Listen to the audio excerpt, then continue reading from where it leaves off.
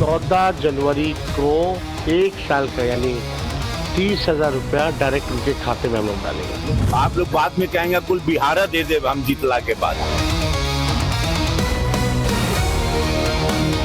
ये 10,000 रुपए जो आज दिए जा रहे हैं 20 सालों के लिए कहाँ थे? और फिर अभी पूरा ड्रामा कर रहे थे छठ पूजा का।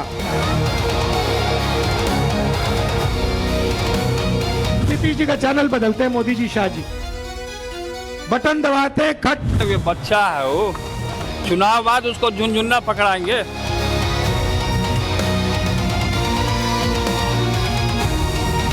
ये महिला उसकी शक्ति के बड़े अद्भुत दर्शन हुए हैं, तो आप सबको आपकी मेहनत रंग लाने वाली है।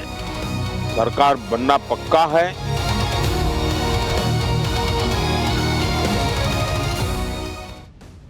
और ये बताने का कि बिहार में राहुल गांधी का नया ब्लंडर क्या है और वोटिंग से ठीक पहले मोदी नीतीश की चुनावी पिक्चर कैसे क्लियर हो गई। वोटिंग से 2 दिन पहले हड़बड़ी में क्यों है इंडी गठबंधन, और इतनी हड़बड़ी में क्यों है कि लालू तेजस्वी को खटाखट वाला ऐलान करना पड़ रहा है। तो बिहार में इंडी गठबंधन के साथ तो एक गजब ही खेल हो गया है। वोटिंग में सिर्फ कल का ही दिन एक तरीके से बचा हुआ है और परसों पहले चरण की वोटिंग होनी है। लेकिन इस वोटिंग से ठीक पहले इंडी गठबंधन थोड़ा अलबलाया हुआ है, घबराया हुआ है, हड़बड़ाया हुआ है। लालू तेजस्वी तो जैसे पैनिक में आ गए। वोटिंग से पहले नए नए ऐलान हो रहे हैं। पहले के वादों पर तो जवाब मिल नहीं रहा कि उन्हें पूरा करने का पैसा कहां से आएगा, और अब जो है वो नई नई घोषणाएं की जा रही है वोटिंग से पहले। और क्या की जा रही है वो बताएंगे आपको। ये भी बताएंगे कि इधर लालू तेजस्वी नए ऐलान पर ऐलान करते जा रहे हैं और उधर राहुल गांधी ब्लंडर पर ब्लंडर करके उल्टा इंडी गठबंधन का ही खेल बिगाड़ रहे हैं। अब राहुल गांधी ने ऐसा क्या कांड कर दिया है यह भी आपको बताएंगे। आपको यह भी बताएंगे कि वोटिंग से ठीक पहले पीएम मोदी ने जीत को लेकर क्या नया फॉर्मूला बताया है। लेकिन पहले बिहार के चुनावी घमासान का एक ट्रेलर देखिए।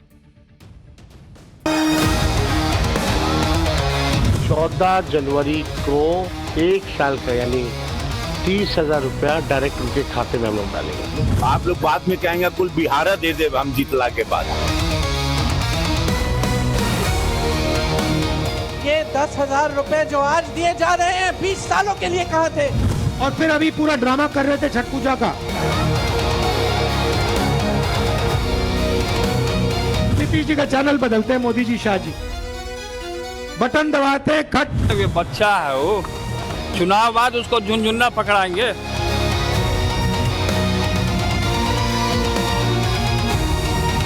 ये महिला उसकी शक्ति के बड़े अद्भुत दर्शन हुए हैं, तो आप सबको आपकी मेहनत रंग लाने वाली है। सरकार बनना पक्का है।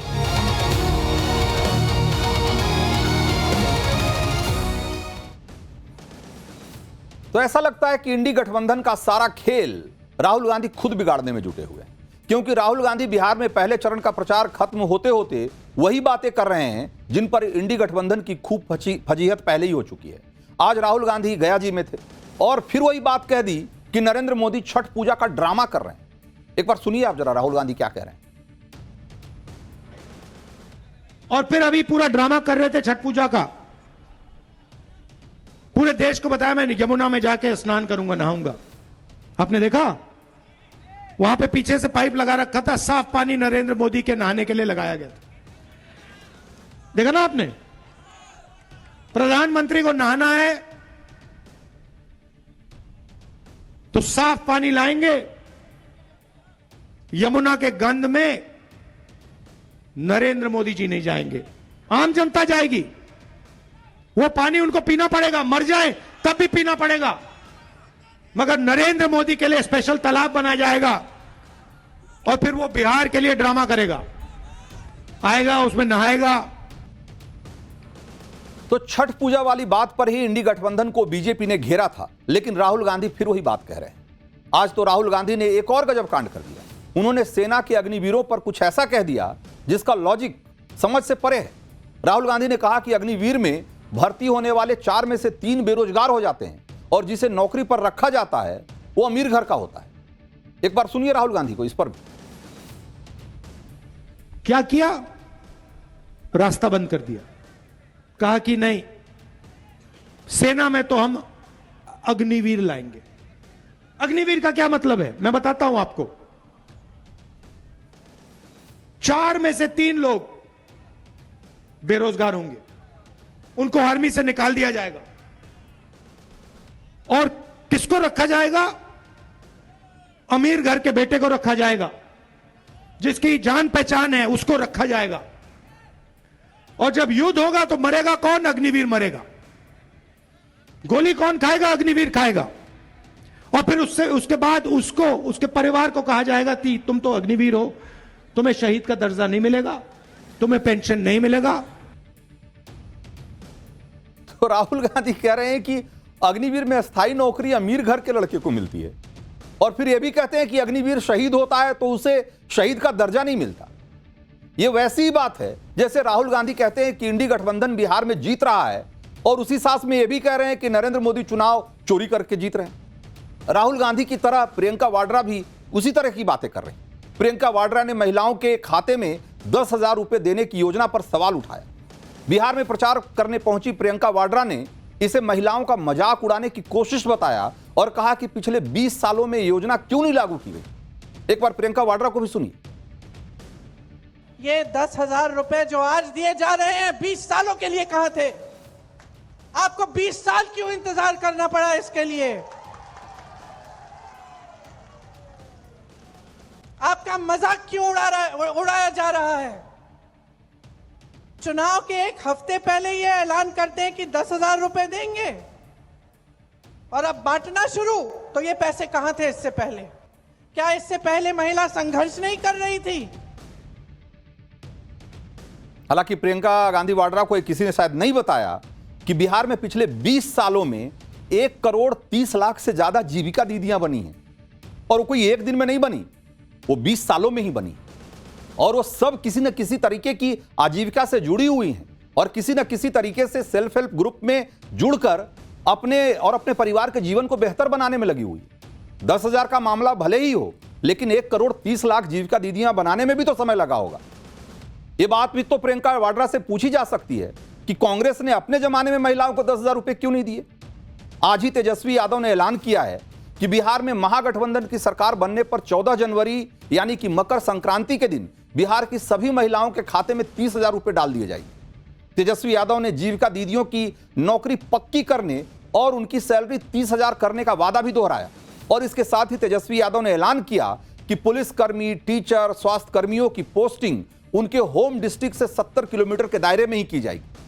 तेजस्वी ने किसानों को धान पर 300 और गेहूं पर एमएसपी के अलावा प्रति क्विंटल 400 रुपए का बोनस देने का भी ऐलान किया। लेकिन आज भी तेजस्वी यादव ने अपने चुनावी वादों को पूरा करने का कोई ब्लूप्रिंट जारी नहीं किया, जबकि जिस तरह से उन्होंने सरकारी नौकरी देने समेत कई वादे किए हैं उसके पूरे होने पर लगातार सवाल उठते रहे।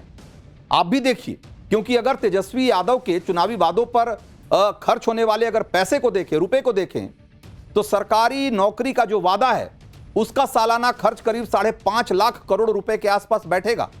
बेरोजगारों को भत्ता का खर्च अगर जोड़ेंगे तो करीब 10,000 करोड़ रुपया सालाना बैठेगा। इसी तरीके से गरीब परिवारों का जो बीमा है उसका सालाना खर्च 12,000 करोड़ रुपए बैठेगा। 200 यूनिट फ्री बिजली की जो बात कह रहे हैं उसका सालाना खर्च 16,000 करोड़ रुपया है। जीविका दीदियों को नौकरी, इसका सालाना खर्च 6 लाख करोड़ से ज्यादा बैठेगा, 6 लाख करोड़ से ज्यादा। और अगर इस सबको जोड़ देंगे तो अभी तक तेजस्वी यादव ने जितने का वादा कर दिया है ना, उसके हिसाब से करीब सालाना 12 लाख करोड़ रुपए की जरूरत होगी। तो जिस बिहार का बजट 3 लाख करोड़ के आसपास का होता है, वो कहे कि साल में 12 लाख करोड़ हम सिर्फ इस तरह की योजनाओं को पूरा करने में हम खर्च कर देंगे, तो आप सोचिए कि ये कौन सी बात है, और इस बात का कोई सिर पैर है क्या? बिहार का सालाना बजट 3 लाख करोड़ और 12 लाख करोड़ रुपए की आप नई योजनाओं की बात कर रहे हैं। इसीलिए बीजेपी तेजस्वी यादव के वादों को झूठ का पुलिंदा और झुंझुना बता रही है। सुनिए तेजस्वी यादव के वादों पर बीजेपी नेता स्मृति ईरानी और रवि किशन क्या कह रहे हैं।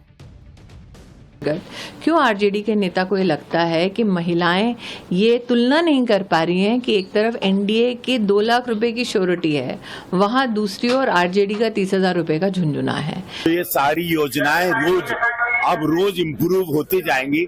आप लोग बाद में कहेंगे कुल बिहार दे दे हम जीतला के बाद, तो ये सब नहीं होता है। जब जनता उनको पता चल गया महागठबंधन को कि बहुत बुरी हार होने जा रही है। तो तेजस्वी यादव को सिर्फ बीजेपी ही नहीं घेर रही, बल्कि उसके सगे बड़े भाई तेज प्रताप भी तेजस्वी को घेर रहे हैं।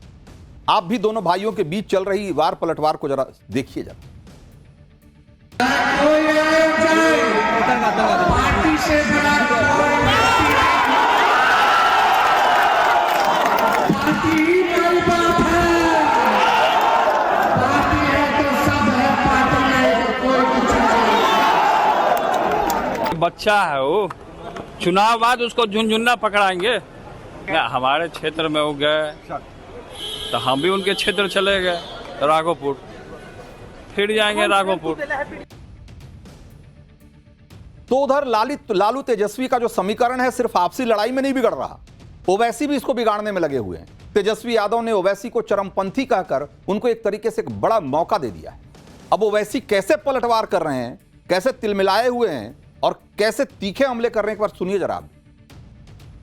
तेजस्वी की नजर में, राजद और गठबंधन की नजर में जो नमाजी है वो चरमपंथी है, जो कुरान को पढ़ता है वो चरमपंथी है, जो रोजे रखता है वो चरमपंथी है, जो मदरसे में पढ़ाता है वो चरमपंथी है, जिसके चेहरे पर दाढ़ी है वो चरमपंथी है, जिसके सर के ऊपर नमाज की टोपी है वो चरमपंथी है।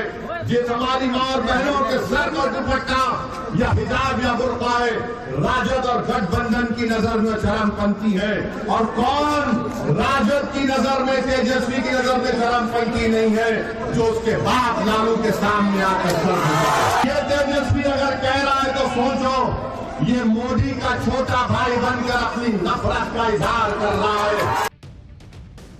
तो तेजस्वी का एक बयान और ओवैसी का एक तेवर चुनाव में आरजेडी के समीकरण को कितना बिगाड़ सकता है, फिलहाल इसका अंदाजा लगाना मुश्किल है। लेकिन अगर तीर निशाने पे बैठा तो समझिए कि तेजस्वी के लिए बहुत मुश्किल होने वाली है।